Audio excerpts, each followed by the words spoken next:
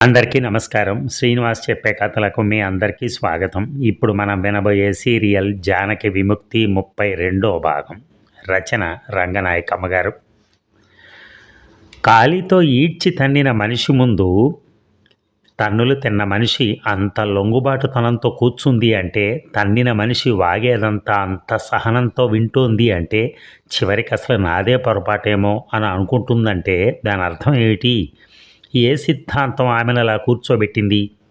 నిన్ను బాధ పెట్టడం నాకు సంతోషం అంటావా? నువ్వు నమ్ముతావో లేదో కానీ నీ మీద చేయి చేసుకున్నందుకు ఎంత బాధగా ఉందో అని అతను అన్నదానికి, ఇంతకు ముందు మాత్రం ఇలాగ అనలేదా అని జానకి తర్కించుకోలేకపోలేదు. ఎంత తర్కించుకున్నా ఆమె ఊగిసలాటను, అనుభవ జ్ఞానాన్ని అతని సిద్ధాంతం మింగేసింది. ఇక భర్త మీద కోపంతో కొంతకాలం విముఖత చూపించి చివరికి ఏ రాత్రైనా జానకి అతనికి సుముఖురాలైతే ఆ ఘట్టంతో గతమంతా తుడిచిపెట్టుకుపోయినట్టు, భార్య ఓడిపోయి తను నెగ్గినట్టు, భార్య తనకు పాదాక్రాంతం అయిపోయినట్టు వెంకట్రావుకి ఒక పెద్ద ధీమా కలుగుతుంది. తెల్లవారితే జానకి మొహంలో మళ్ళీ ఎప్పటి మౌనమే, ఎప్పటి గాంభీర్యమే కనపడి, ఆమె ఓడింది ఎక్కడో, తను గెలిచింది ఎక్కడో, ఆమె తనకు లొంగింది ఎక్కడో అర్థం కాక తెల్లమొహం వేస్తాడు. లేచిన దగ్గర నుంచి జానకి నడుమెత్తకుండా పని చేస్తూనే ఉన్నా, అతని కోపతాపాలకు తల వంచుతూనే ఉన్నా వెంకట్రావుకి సంతృప్తి ఉండదు. ఇంకా తనకేదో లోపం జరుగుతున్నట్టే గింజుకుంటాడు, రుసరుసలాడతాడు. నిజంగానే జానకి వల్ల అతనికి ఘోరమైన లోపం ఒకటి జరుగుతూనే ఉంటుంది. భార్య చేసే సేవలు నోరెత్తకుండా చేసినంత మాత్రాన సంతోషం కలగదు భర్తకి. ఆ సేవలన్నీ ఆనందంతో చేయాలి. ఆమె లొంగటం ఆనందంతో లొంగాలి. ఆ సేవకురాలి మొహం 1000 జ్యోతుల తేజస్సుతో వెలిగిపోవాలి. నీ సేవే నా లక్ష్యం, నీ సేవకే నా జన్మం అని ఆ దాసి ప్రతి నిమిషం మందహాసాలతో ప్రకటిస్తూ ఉండాలి. ఆత్మలో ధిక్కారం పెట్టుకుని భర్త పాదాల కింద తల వంచితే ఆ లొంగుబాటు చాలదు భర్తకి. ఆ అంతర్గత ధిక్కారం, ఆ లోపలి చలనం, ఆ మనోధర్మం పూర్తిగా నశించాలి. ఆ మనోధర్మం పూర్తిగా నశించాలి భార్యలో. భార్య శవం అయిపోతే బాగుంటుంది భర్తకి, కానీ చచ్చిపడి బిగుసుకుపోయే శవం కాదు. రాత్రింబవళ్ళు సేవలు చేస్తూ గృహ ధర్మాలు నిర్వర్తిస్తూ జీవిస్తూ ఉండే శవం. ఆత్మ చచ్చి దేహం మిగిలే శవం. పాపం అలాంటి సజీవ శవాలు ప్రకృతిలో లేకే ప్రతి భర్తకి భార్యతో కలహమే, పెద్దదో చిన్నదో. తన స్వల్పకాల పరిపాలనలో వెంకట్రావు జానకి ఎన్ని మురికి అనుభవాలు కలిగించాడో, ఎన్ని రోత చేష్టలు నేర్పాడో అతనికే తెలియదు, ఆమెకే తెలియదు. తను కళ్ళెర్ర చేస్తే తలదించుకోవటం నేర్పాడు, తలుపు చప్పుడైతే పమిట సర్దుకోవడం నేర్పాడు, చెంప దెబ్బలు తిని మరిచిపోవటం నేర్పాడు, పక్క మీదకి చేరితే లొంగిపోవటం నేర్పాడు. ప్రతి నిమిషం జంకుతో, భయంతో, ఓటమితో, గుణంతో ఉత్త భార్యలాగా క్షుద్ర కీటకంలాగా నడుచుకోవటం నేర్పాడు. అంత మురికి బతుకులో కూడా ఎక్కడుందో ఆ స్వతంత్ర శక్తి, ఆ ఆత్మాభిమాన జ్యోతి? అంత చైతన్యహీనమైన మనసులో కూడా ఆ జ్యోతి ఆరి చిమ్మ చీకటి కాదు, అన్ని చివాట్లు, అన్ని కట్టుబాట్లు, అన్ని హైన్యాలు, ఎడతెగని అన్ని ప్రయోగాలు వ్యర్థమైపోయి ఆమె ఆత్మ అతనికి లోబడని శక్తితో, అతని మురికి చేష్టలకు వికృతపడని సౌందర్యంతో మిగిలే ఉంది. చిగుళ్ళు నరికినా మళ్ళీ చెట్టు మళ్ళీ పూస్తుంది, మబ్బులు మూగినా వెన్నెల మళ్ళీ కురుస్తుంది, గోతులు తవ్విన గడ్డి మళ్ళీ మొలుస్తుంది, పాతాళంలోకి తొక్కేసిన భార్యలు మళ్ళీ తలెత్తుతారు. అది జీవశక్తి, అది ధర్మశక్తి, అది సహజ శక్తి. అంత నగ్నమైన వాస్తవం గ్రహించలేక భర్త మళ్ళీ మళ్ళీ అదే మూర్ఖంలో, అదే దర్పంలో కూరుకుపోతూ ఉంటాడు. నా ఆధిపత్యానికి నీ దేహం లోబడితే చాలదు, నీ ఆత్మను కూడా లోబరచు అని ఆజ్ఞాపిస్తాడు. లోబరిచే ఉంచాను అంటుంది భార్య వినయంగా. లేదు, అబద్ధం అని అరుస్తాడు. లోబరిచానే అని ఆశ్చర్యపడుతుంది భార్య. సమస్తం భర్తకు అర్పించానే అని విస్తుపోతుంది. తన ఆత్మలో ఏదో మూల ఏవో కొన్ని కణాలను అతనికి లోబరచలేదని ఆమెకు నిజంగానే తెలియదు. అతనికే తెలుస్తుంది ఆ నిజం.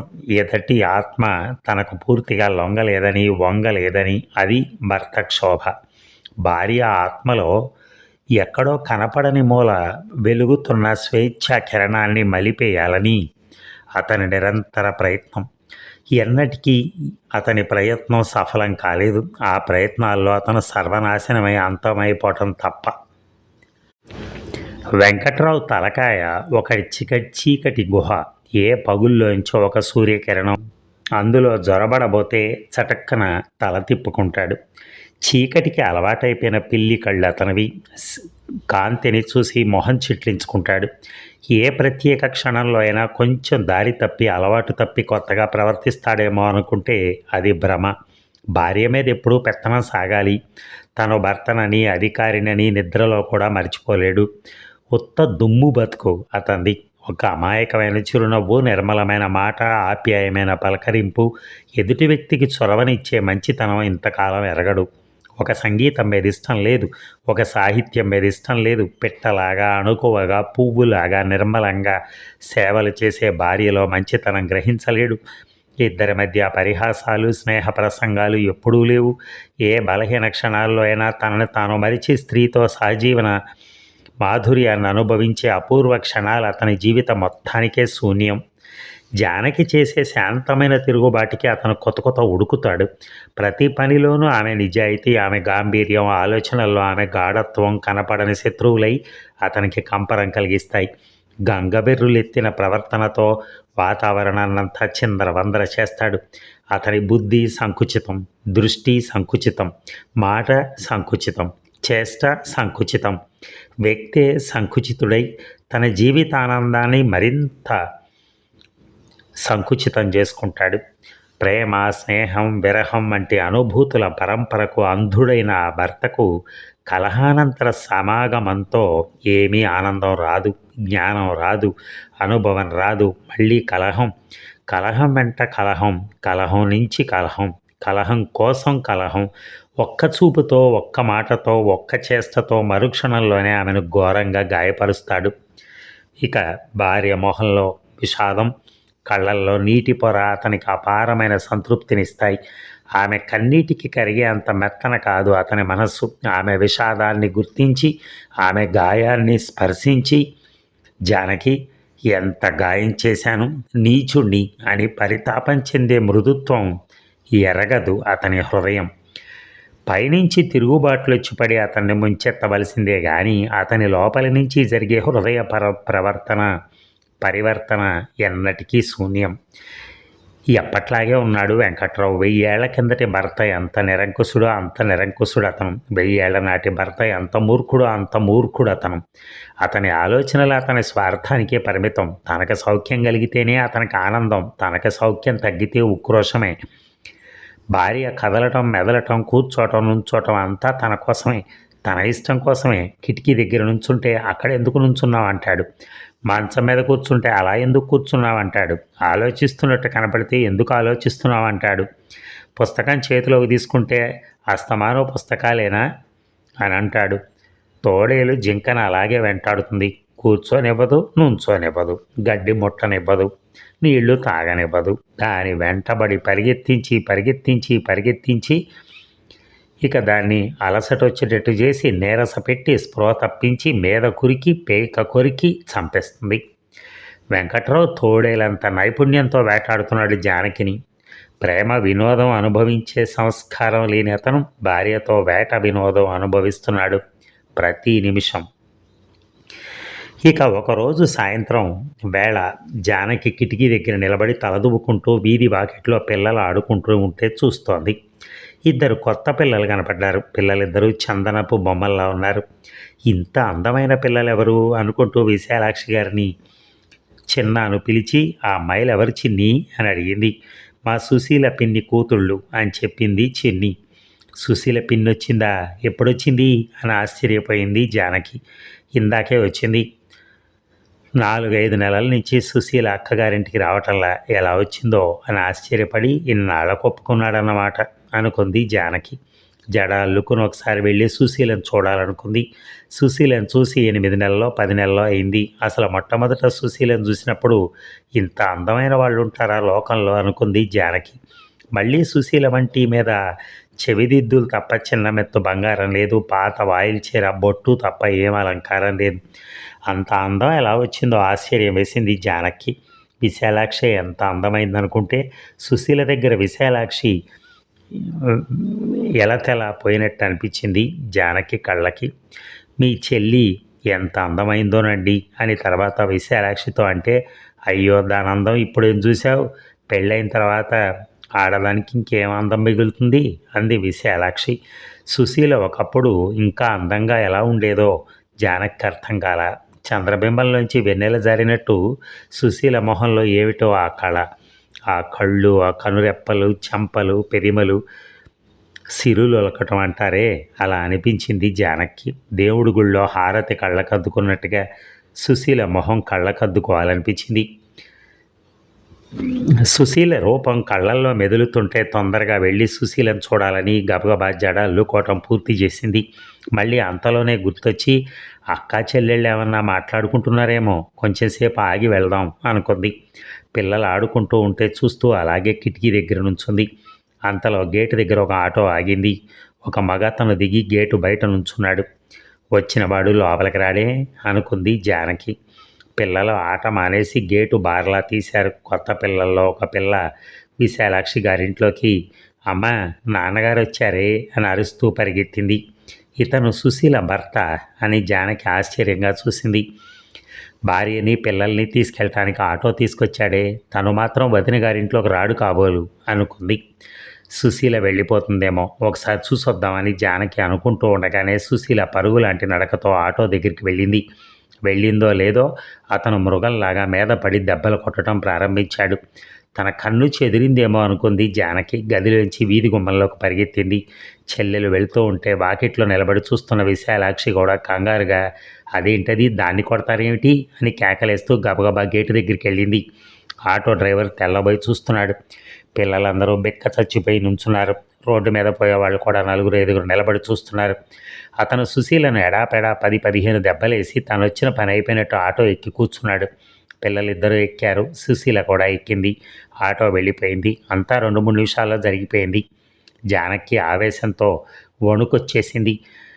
ఆటో మనిషి నేను ఆటో కట్టనని వెళ్ళిపోవద్దా అని కోపంతో గుండె మండిపోయింది. అతని కళ్ళ ముందు అంత ఘోరం జరిగితే ఆ ఘోరం చేసిన వాడు ఆటో ఎక్కి పోనీ అనగానే అతను రయ్యిన పోనిచ్చాడు. ఎంత ఘోరం! తన అన్నే ఆటో డ్రైవర్ అయితే అలా కిక్కురు మనకుండా ఆటో పోనిచ్చేవాడా? అసలు అంత ఘోరం జరుగుతుంటే అలా చూస్తూ నుంచునేవాడా? సుశీల ఒంటి మీద ఒక్క దెబ్బన్నా పడకముందే అతన్ని చితకదన్ను వదిలిపెట్టేవాడు కాదు. సుశీల మొగుడు మీద చెప్పలేనంత అసహ్యం వేసింది జానకి. విశాలాక్షి గేటు దగ్గర నుంచి వెనక్కి వస్తూ కళ్ళు తుడుచుకుంటూ ఊళ్ళో లేడని వచ్చానంది. ఊళ్ళో ఉండవనని పొద్దున ఎటో పోయి ఇప్పుడు ఇక్కడికి వచ్చి పడ్డాడు. దీన్ని కనిపెట్టాలని అలాగన్నాడన్నమాట.